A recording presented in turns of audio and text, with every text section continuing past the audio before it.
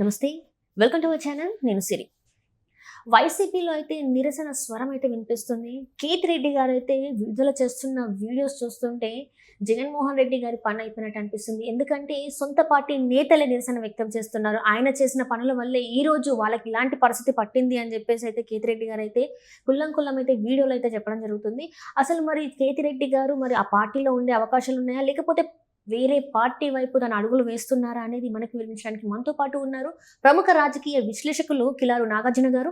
నమస్కారం సార్. నమస్తే. సార్, ఇప్పుడు చూస్తుంటే కేతిరెడ్డి గారు ఆయన ఎమ్మెల్యేగా ఉన్నప్పుడు చాలా వరకు ప్రజల్లో తిరిగారు, బాగానే ఉంది, అంత బాగానే ఉంది. కానీ అప్పుడు మాత్రం ఎక్కడ కూడా తన నిరసన స్వరం వినిపించలేదు.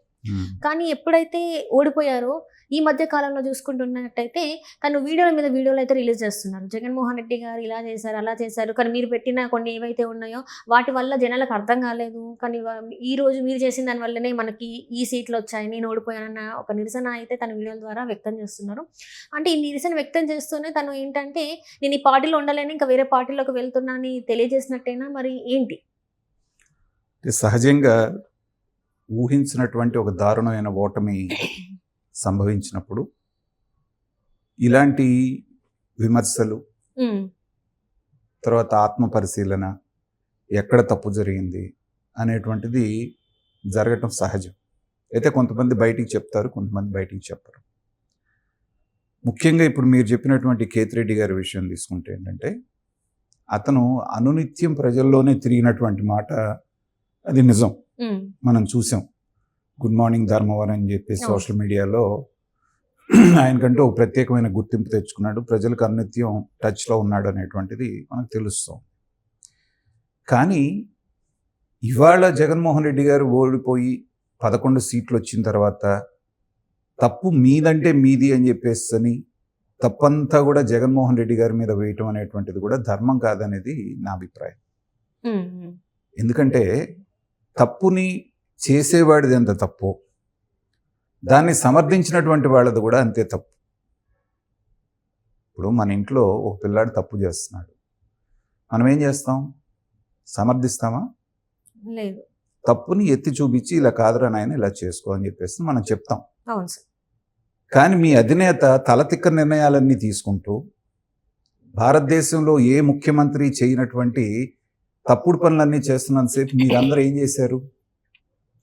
మా జగన్మోహన్ రెడ్డి గారు తోపు తురుము, మా జగన్మోహన్ రెడ్డి గారి వెంట్రుకు బేకలేరు, మీరు ఇది బేకలేరు, అది బేకలేరు అని మాట్లాడినాళ్లేగా మీరంతా. మరి ఈ రోజున ఏ వాలంటరీ వ్యవస్థనైతే మీరు విమర్శిస్తున్నారో వాళ్ళ మూలాన్ని ప్రజలకిను నాయకులకి సంబంధం లేకుండా పోయిందని మరి ఆ రోజున ఆయనకి ఎందుకు చెప్పలేదు? అలాగే ఎంత సమర్థించారు జగన్మోహన్ రెడ్డి గారిని, అసెంబ్లీలో ఏ రకంగా పొగిడారు, స్థాయిని మరిచిపోయి ప్రతిపక్షం లేకుండా చేసి మీరు ఎలా బిహేవ్ చేశారని మనం చూసాం కదా. జగనన్న నువ్వు సూపర్ అన్న అని ఒకళ్ళు పద్యాలు పాడేవాళ్ళు, ఒకళ్ళు పాటలు పాడేవాళ్ళు.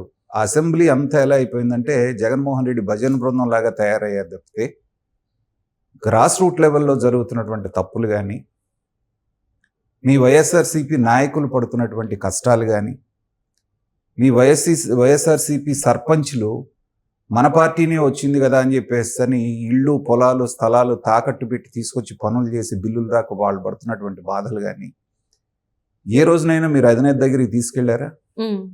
లేదు. ఇదే కేతిరెడ్డి గారు ఇవాళ చాలా అమాయకత్వాన్ని ప్రదర్శిస్తున్నారు. అసలు నేను ఎంత చేస్తే ప్రజలు నన్ను ఎందుకు ఓడిచ్చారో నాకు అర్థం కావట్లేదు అని చెప్పేసి నంగనాచి కబుర్లు చెప్తున్నాడు.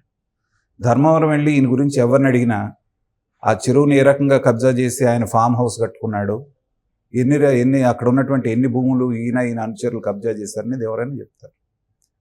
సో మీరేదో గుడ్ మార్నింగ్ అని చెప్పేసి ఒక వీడియోగ్రాఫర్ని పెట్టుకొని 4 ఆఫీసర్లు మీరు తిట్టినంత మాత్రాన బ్రహ్మాండమైన పాలన అందించారని వాళ్ళు ఏం అనుకోలేదు. మీరు చేస్తున్నంత షో ఆఫ్ అనేది వాళ్ళకు కూడా అర్థమైంది. బేసికల్గా జరగాల్సినటువంటి ఇవి లేకుండా మీరు చేసినటువంటి దాష్టీకాలు ఎన్నో వాళ్ళకి తెలుసు కదా. ఇప్పుడు మీరు వాళ్ళని పరామర్శించారు, బాగానే ఉంది. ఆడవాళ్ళకు అమ్మఒడి ఇచ్చారు. వాళ్ళ ఇంట్లో మగ మనిషికి మీరేం చేశారు? పిచ్చి మద్యం దాగిచ్చారు. ఎలాగా? క్వార్టర్ 60 రూపాయలు మంచి మద్యం ఉంటే చంద్రబాబు నాయుడు గారి టైంలో మద్యపాన నిషేధం పేరు పెట్టి అదే క్వార్టర్ బాటిల్ని 200 రూపాయలు చేసి వాడి ఆరోగ్యంలో లివర్ పాడైపోయేటువంటి పిచ్చి మద్యాన్ని సప్లై చేశారు. సో ఆ ఇంటి ఇల్లాలకి తెలియదా మీరు కుడి చేతితోటి అమ్మఒడి ఇచ్చి ఎడం చేత్తో లిక్కర్ పేరు పెట్టి తీసుకెళ్ళిపోతున్నారు డబ్బులని.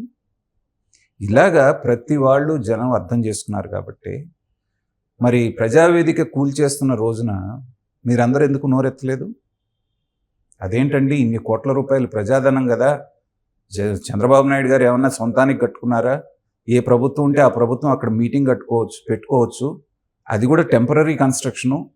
రాజధాని వచ్చిన తర్వాత ఎడిదిరిగి దాన్ని మనం పీకేసేదే కదా. అప్పటిదాకా మనం దీన్ని చేయాలని ఒక్కడన్నా మాట్లాడా? ఒక్కళ్ళు కూడా మాట్లాడలేదు. మరి ప్రజల దృష్టిలో ఏమైపోయింది?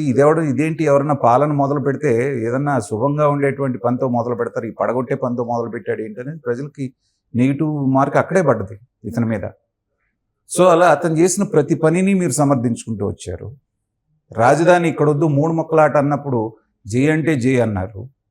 చేసిన తప్పుడు పనులన్నింటినీ సమర్థించి ఇవాళ మునిగిపోయిన తర్వాత ఆయనది తప్పు కాబట్టి అని చెప్పి అతని మీద ఒక నెపం వేసేసి ఇంకొక పార్టీలో చూసుకోవడానికి మీరు చేస్తున్నటువంటి కసరత్తు అనేటువంటిది ప్రజలందరికీ తెలుసు. ముఖ్యంగా వైఎస్ఆర్సీపీ నాయకుల్లో ఉన్నటువంటి వాళ్ళల్లో 3-4 తప్పితే బయటకు వచ్చి పెద్దగా మాట్లాడుతున్న వాళ్ళు ఎవరు లేరు. మిగతా వాళ్ళందరూ కూడా ఇది ఎడిదిరిగి మునిగిపోయే పడవే కాబట్టి జగన్మోహన్ రెడ్డి గారు మనకు అందుబాటులో లేకుండా మామూలప్పుడే అందుబాటులో లేడు. అలాంటిది ఓడిపోయిన తర్వాత అయినా అందుబాటులోకి వస్తాడంటే ఒక్కరోజు తాడేపల్లిలో ఉంటే 5 రోజులు బెంగళూరులో, ఇంకో చోట ఢిల్లీలోనో లేకపోతే ఇడుపులపాయలోనో ఇలా తిరుగుతున్నాడు కానీ ఎవరికి అందుబాటులో ఉంటుంది. నిన్న కూడా వాళ్ళ కార్యకర్తలు కడప జిల్లా నుంచి వస్తే జగన్మోహన్ రెడ్డి గారి ఇంటి దగ్గర ఎలా గొడవ చేశారో మనం చూసాం. లోపలికి వెళ్ళబోతే వాళ్ళందరూ ప్రైవేట్ సెక్యూరిటీ ఆపటం, వాళ్ళందరూ ఇందుకే కదా పార్టీని ఇలాగే కదా మీరు నాశనం చేసిందని శాపనార్థాలు పెట్టేటట్టు మనం చూసాం. అంటే ఏంటంటే ఓడిపోయిన తర్వాత కూడా అధినేత వైఖరి మారలేదు. కాబట్టి రోజు రోజుకి నాయకులకి ఆయన మీద నమ్మకం అనేటువంటి సన్నగిలుతోంది. మునిగిపోయే పడవే వైఎస్ఆర్సీపీ అనేటువంటిది అర్థమైన తర్వాత నిదానంగా 1 by 1 సర్దుకుంటున్నారు. ఇప్పుడు ధర్మాన ప్రసాదరావు లాంటి ఆయన రాజకీయాలకే గుడ్ బై చెప్తానన్నాడు. కేసినేని నాని గారు ఓడిపోగానే ఆయన మొదటి రోజే డిక్లేర్ చేశాడు నేను రాజకీయ సన్యాసం తీసుకుంటానని చెప్పేసి. సీనియర్ నాయకులందరూ ఎక్కడున్నారో కనబడట్లేదు.